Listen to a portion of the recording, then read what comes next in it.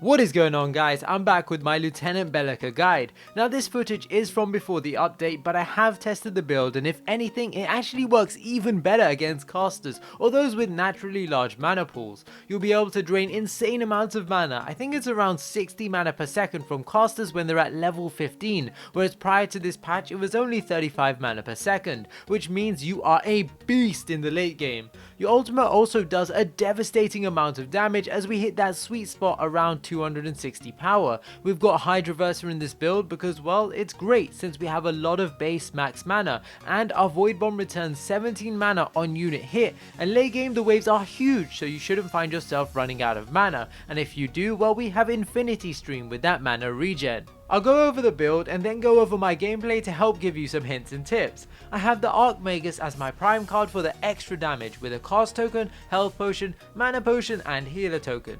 Then I have a Sage's Ward, which will be our dummy ward that we place at the start and then discard, followed by an Adamant Edge with 3 minor casts. Next we have 2 Adamant Edges with 3 major casts in each. I did think about making these Staff of Adamant so we do more damage, but you do become considerably more squishy and very easily countered by other Belicas.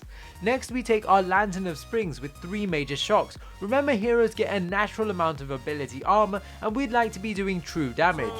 Sage's Ward with 3 minor casts is next, followed by our Silver Spears, both with 3 minor casts. Next we have Infinity Stream, Purity Sensor and Hydroverser.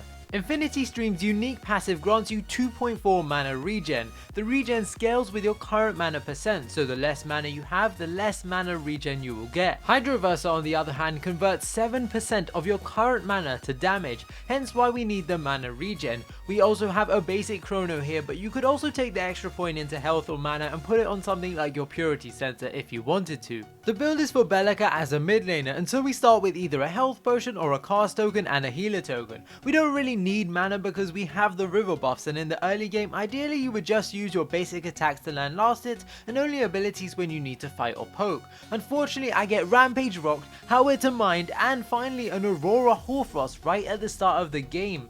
It fucking sucked, but it's not the biggest deal because I still did work on these fools, but just play a bit safe till you see everyone in their lane. You want to try and get your Sage's Ward as soon as possible because as a mid laner you're the most easiest to gank, as we saw in like the first 30 seconds of this game. Once you've got those wards, this allows you to get vision of the river buffs and just all round be a lot safer. Prior to this patch I would say upgrading your drone as soon as possible is the best option, but I think getting the drone to level 4 too early isn't that great, so I would probably focus on all of my abilities equally. But if there are a lot of mana heavy heroes, say Aurora, Countess and a mid laner like Howie or Gadget, then you definitely need to max your drone first.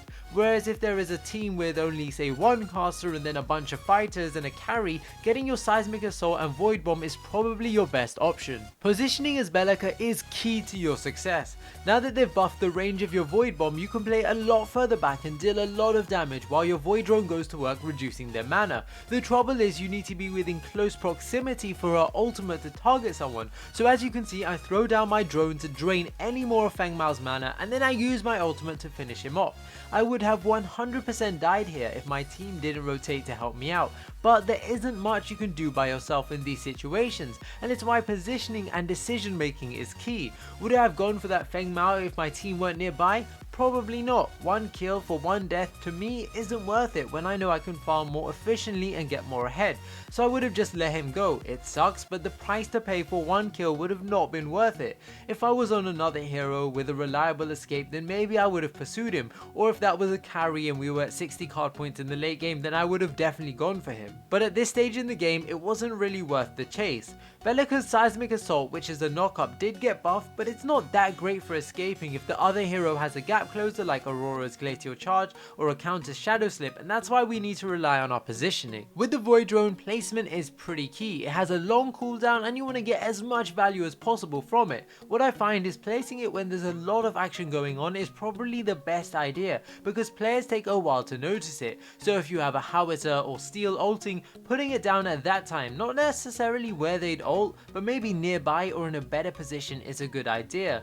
If the enemy is sieging your tower, don't just throw your void drone out because it will get instantly destroyed. Put it behind your tower maybe. That way when they enter tower range, they're going to lose a lot of mana and it will be difficult for them to kill because it's behind the tower. They often have to make that choice of killing the tower or killing your void drone. You can also use the void drone as a zoning tool. The enemies are unlikely to want to walk past it or anywhere within its radius. You can see here I place it down and it forces the enemies left through the shadow fog where Steel is waiting instead of them going down mid lane and potentially escaping. My Steel ults and this is a good time to combo your void bomb and boom.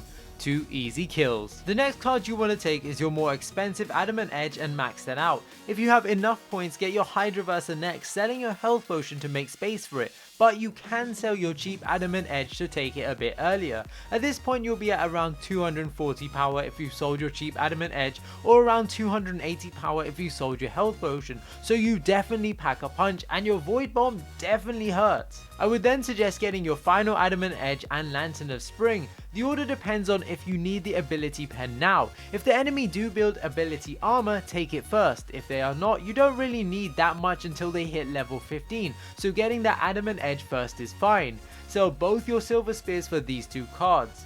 Finally, slot your Infinity Stream and Purity Sensor, selling your cheap Adamant Edge and Sage's Ward for them. The build is listed on agora.gg if you need to take a closer look. I hope you guys enjoyed this Belica build and guide. If you did, smash that thumbs up button. Let me know what your thoughts of the build were in the comment section below, and until next time guys, peace.